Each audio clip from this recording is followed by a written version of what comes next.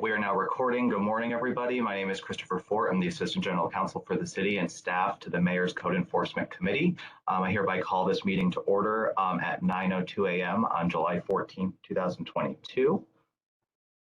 The first item on the agenda is the approval of the minutes. So it's a review and approval of the minutes for our last meeting, which is on May 26, 2022.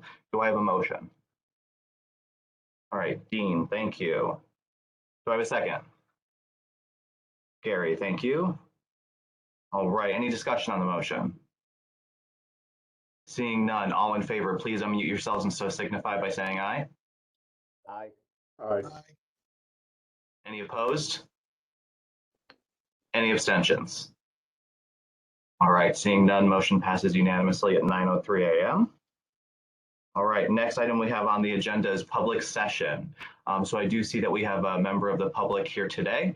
So I just ask that everyone gets 5 minutes to speak, and that before you start your remarks, you identify your name and address for the record. So is anyone from the public like to speak today? Yes, Vivian Bergamato. Can you hear me? Yes. Okay, Vivian Bergamato. My business is at 646 Main Street in Middletown. My home address is 1178 Silestein Highway in Weathersfield. I'm the owner of Mind Breaks. And this, this is not new information I'm here to talk about, and that is the issues on the corner of Green and Main that are getting progressively worse. And again, I still hear from the officers that they are not allowed to do anything because city officials are tying their hands. Although when I talk to the chief, he doesn't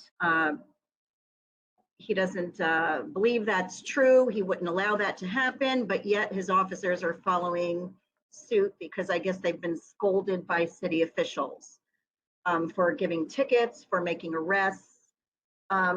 Unfortunately, and I apologize, I didn't get a chance to go through the code and get all the numbers for the violations, but some of the things are drug dealing regularly.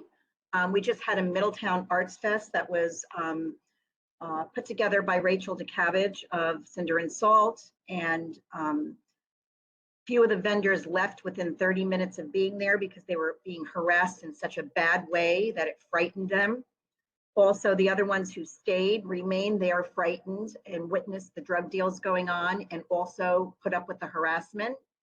All of them never want to come back there again. So this is the message we're sending to people from Middletown. Don't go there. The discretion of the officers is pitiful, and I think partly it's because city officials are tying their hands. The other is I think they're afraid to clear the corner. In 1 week, there were several fights. One 2-year-old girl got hit with a broken bottle while she was in her carriage with her mother who's hanging on the corner. No one got arrested that day. I guess this is Middletown, So, for some reason my store is listed as a dispensary. I don't know how it got listed, but now when people call, I just say, hey, drugs are free here. You can get them anywhere, but not in any store. So I don't sell them, but you can get them anywhere else on the street, it seems, because no one is saying that this is a problem. One last thing is the smoking of marijuana in front of the community harm center, which is, I guess, also known as the community health center, but it's really a harm center where people cause self-harm and harm to others. One day, the driver of Hancock Pharmacy came into my store to buy something, and he says, whoa, did you smell that aroma outside? And I said, no. So I stuck my head out and it was like, oh my gosh, I need a gas mask. It was so strong. Call the police. The regular officer, well, we don't smell anything. And I'm like, well, I think you're immune to the smell. I think you need to go in another district and have another officer who's not used to smelling marijuana be up here because it's pungent.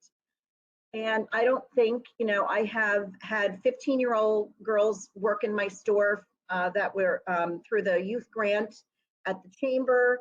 I mean, this is not good for them. They've been harassed walking through. Something needs to be done. I'm in touch with the chief of staff in the governor's office.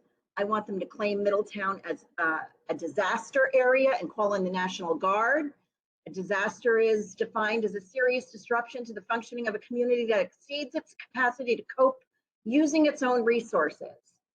The one day there were not enough resources to clear off that corner when there were so many fights, blood all over the street that the fire department had to come and disinfect the street and take the blood off the sidewalk. This should not be okay in any city. It should not be allowed. And someone needs to do something. The mayor's office needs to stop telling the police not to arrest people, not to cite people, not to bring them to the hospital to be involuntarily committed. All of the people there need something. They either need jail, they need mental health help, or they need to be educated, which one officer said, oh, we don't educate them, they're adults. They know the law. I said, but maybe you need to remind them. They refuse to do that. They refuse to remind them. That's all I have to say. It's your city too. Most of you probably live there. If this is what you want, this is way off the harm reduction model. Anyone claiming the harm reduction model is misusing it. I'm sorry to interrupt you, but your 5 minutes are up. Thank you. All right, thank you. All right, anyone else from the public here today? Okay, seeing none, next item on the agenda is the mayor's office. I don't believe I see Alice here today, so we'll move on. Next is Public Works. Chris, are you on? Yes. Chris, any updates on anything that's not already on the agenda? Nope, nothing. Okay, thank you. All right, Health Department, same question. I don't have anything to add. Thanks. Okay. Land Use. Don't have anything to add at this time. Thank you. Building. Yes, I got a call about 23 Silver Street. Did you say 123 Silver Street? No, 23. 23. There was a fire there quite a while ago, and the house is basically all blighted and fallen down. That house has also come to my attention in talking to the homeowners in the fire department. There's no longer any ongoing investigations. State Farm Insurance is dealing with the homeowner at this point in time. So they're hoping to have something from State Farm in order to start making progress in the near future. That's as much information I was able to gather. Tom, is there any way possible, are you talking with the insurance company to have like a fence put around the house? I haven't been able to contact the insurance company. I did not get their adjuster's information. I passed along some of the homeowner information to Brig, who was inquiring with me about it. Okay, so where does it stand now, Tom? I was just waiting for some feedback from them, and they got a final adjustment from the adjusters to see what the plan was of action. I could reach out to them again and try to get some more information from the insurance company and see if we can get a fence around that. Yeah, if you could reach out and see if they could make that safe as soon as possible, that would be great. They typically do. Okay. Got it. Chris, if I could jump in here. Tom, there was a C-click fix for 25 Walnut. Did you Well, see that? hang on, Chris. We're still on 23 Silver. Oh, sorry. So just for moving forward, Tom, I think I'm going to add that under your section under old business, just because now that the fire investigation's done, insurance should be coming in. I think it's going to be your department. Is that correct? Yeah. Okay. Yes. Okay. All right. Go ahead, Chris. Yesterday, C-click fix came in for 25 Walnut Street. Let's see. And they say, I'll just read it to you. My elderly mother-in-law lives here with a hoarder, and the property is very unsafe. Blight, her husband, Rick Freeman, keeps putting all these buildings in the yard. Not only is the green one collapsing, he put up 4 or 5 more behind the fence that he just put there. We're where you really can't see, but you can't walk back there without getting hurt. I'm afraid my mother-in-law, because of the inside, is just as cluttered. Please, can someone help? I don't know if that's something maybe Tom or health department.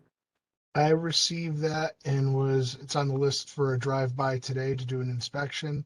I did let the relative know that his mother is deeded on that house and action goes against the owners of the home, in case he wants to take action himself to try to remedy some of this. But I just did give him that fair warning. Action goes against all homeowners. But it's on the list for inspection today, so we'll get out there, take a look, and take appropriate action. As far as interior hoarding, I have no ability there. Yeah, that would seem to fall with either health or fire or both. We can coordinate something maybe together as an effort to talk to the homeowner about the outdoor conditions and, see if they'll give us access to the inside and what it looks like. Okay, great. Yeah, Jen, I'll share any findings I have today with you when I Thank go out you. there. Okay, great. So I'll leave this on the agenda as well under old business for next time as well. All right, so Dean, any other items that are new that are not already on the agenda? Okay.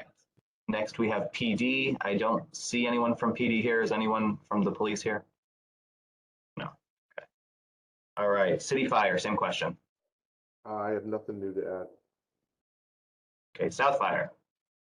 Thank you, Chris. We have nothing new to add. All right, thank you. Westfield fire. Nothing to add. Okay. And Office of the General Counsel also doesn't have anything new to add. So now under old business, we go to back to the Department of Land Use. So the first one we have is 1235 Saybrook. That's in process right now. It's a grass issue from the right of way that can be seen. So waiting on response on that. For some reason, certified mail seems to be very slow in Middletown, but it comes through eventually.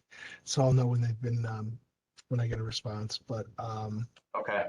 And do you send the orders regular and certified? yes, I do. Okay. Yep. Um, Especially if it's not a friendly, it goes certified and regular, just so Okay. that I have a copy. okay. So we're just waiting to hear back from the homeowner. Yeah, I'm looking to.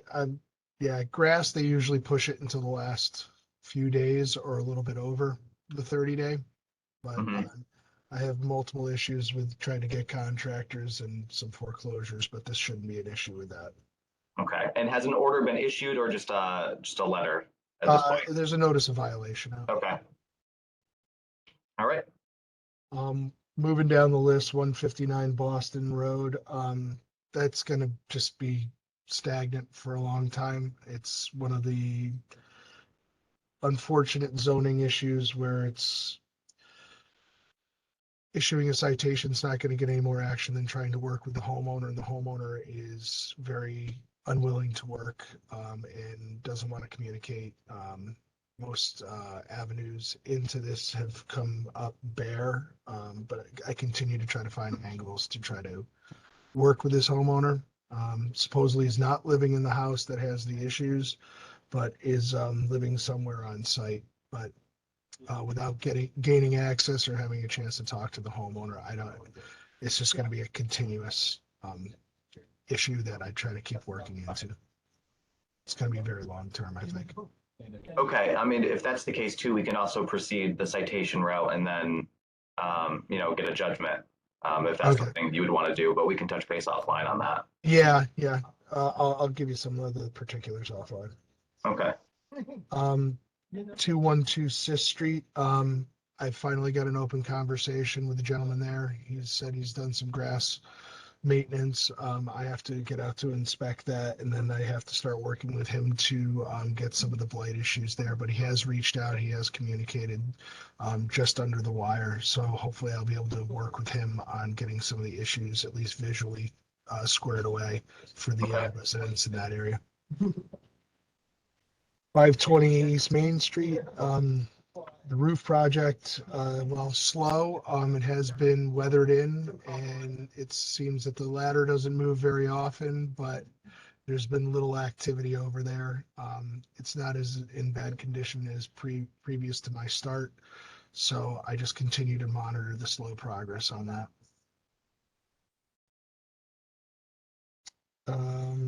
203 Prospect Hill. From the right of way, it seems to have not spilled over. It doesn't seem to be an issue. The neighbor, however, says they really haven't cleaned anything up. He's got a vantage point from his house that he's not allowed me to access, but does from time to time provide photos. The last request for a photographic update of the issue continuing. I have not received any updated photos. I have not received communication from the property owner, but once again, I can't see anything from the right of way, so I'm just keeping it alive and working with the neighbor to try to tackle some of the visual issues to see if I can get updated photos to try to put more pressure on the homeowner. But it's I have to rely on a second party for that, and they have not come through on a timely basis. Okay. And again, if you feel like we need to move forward with some sort of like administrative search warrant or something like that, if you feel like it's appropriate, let me know offline and we can work through the process Yeah, there. yeah. I can also talk particulars with you on that. Yeah. 1133 Long Hill Road has been closed. He cleaned up the blight on the right side of his house, allowed me on the property to do an inspection. Anything that's there, all cars are operable. Any of the shed under construction is an issue of material availability, and he's also milling his own panels for siding and closing it in. So he's just got a hobby project going on. I didn't see any kind of major issues on the property outside of that blight on the right, and that's been cleaned. My name is Corinne.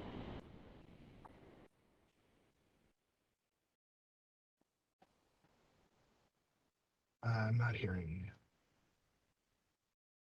you. Sorry, I was muted. So I said thank you.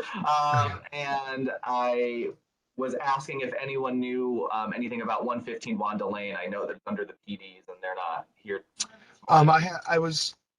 I wasn't in that. I was discussing that yesterday when I was driving around. I haven't been in the area, but when I find myself in the area, I would like to take a look at that again because I believe that somebody in our office knows the property owner's son who's doing that, or knows the property owner, and I guess he's trying to start up a business. Hopefully somebody mentioned the point to not store his stuff in the cul-de-sac, but I don't have a direct update on that. Okay, yeah. Okay. Is this the like the plow stuff and everything that's in the cul-de-sac? Yeah, he's just dropping his plow in the cul-de-sac, his trailer in the cul-de-sac, all unhitched from vehicles, just sitting there abandoned in the cul-de-sac. Okay. Okay. Great. So when PD's here next time, we'll just follow up with them on that. All right, City Fire, anything new on 52 North Main? No, there's nothing new at this time. We're still monitoring it and the clock is ticking down on them. Okay. I think they have until the end of this month, right? Yeah, basically, we've given them July 20th as a date to get back in there, do an inspection, and then we'll go from there. Okay, great. Thank you very much. All right, so other than that, we have adjournment is next. So do I have a motion to adjourn? All right, Dean, thank you. Anyone else? Do I have a second? Thank you, Tom. All right. All in favor, please unmute yourselves and so signify by saying aye. Aye. Aye. Aye. Opposed? Any abstentions? All right, seeing none, we are adjourned at 9:21 a.m. Thank you, everybody. Have a great day. Thank you. Thank Take you, care, everyone. everyone.